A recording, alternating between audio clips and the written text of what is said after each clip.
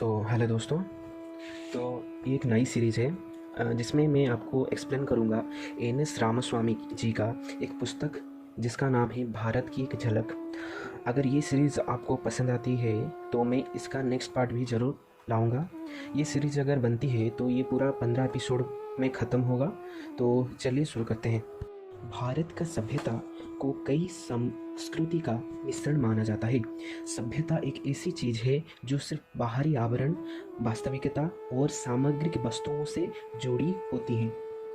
जो भी आप बनाते हो जैसे कि फैक्ट्रीज, बिल्डिंग, ये सब सभ्यता से जुड़ी होती है। हर दिन यूज करने वाली सामान जो आजकल समय के साथ बदल जाती है वो संस्कृति के साथ नहीं जुड़ी होती है।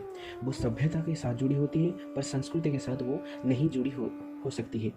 संस्कृति बनती है हमारी फंडामेंटल वैल्यूज या मौलिक विचारधाराओं से, और ये एक्सप्रेस होती है कला, धर्म, साहित्य, समाज और अपनी व्यवहार से।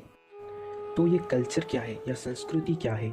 तो संस्कृति बनता है निरंतरता से। ये खुद को शेप देता है, खुद को बनाता है, और ये आता है तो अतीत से, लेकिन खुद को निरंतरता से बदलता रहता है और ये खुद को भविष्य के लिए तैयार करता रहता है।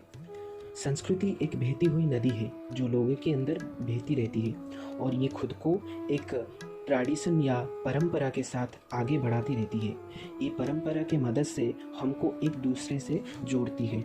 अगर संस्कृति को जिंदा रखना है तो यह जरूरी हो जाता है कि हमें एक समान चीज़ को महसूस करें। इसका कई कारण हो सकते हैं, पौराणिक, ऐतिहासिक या ख्याली, जिसको इमेजिनरी भी कह सकते हैं। संस्कृति को जिंदा रखने का एक बहुत बड़ा कारण है समान दृष्टिकोण। संस्कृति जीता है प्रभावशाली मार्गदर्शकों से और उनको अनुकरण करने वाले शिष्यों से।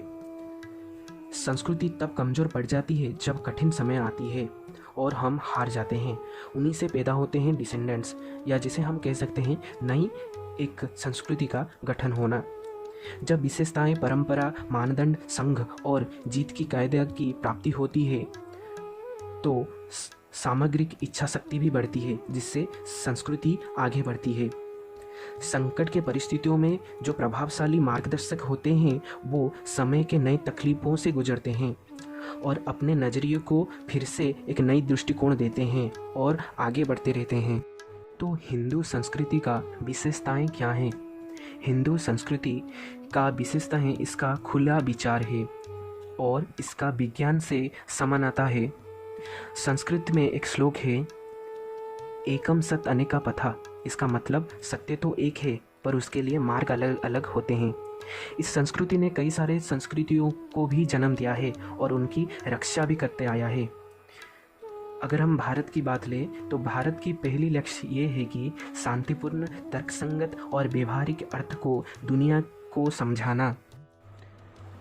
भारत का एंशिएंट विजडम क्या रहते आया है, इसको समझने के लिए हमें ये समझना पड़ेगा कि हिंदुइज्म दावा करता है कि ये 8000 वर्ष पुरानी है और इसका जो समय है वो औरों से कहीं ज़्यादा अधिक है।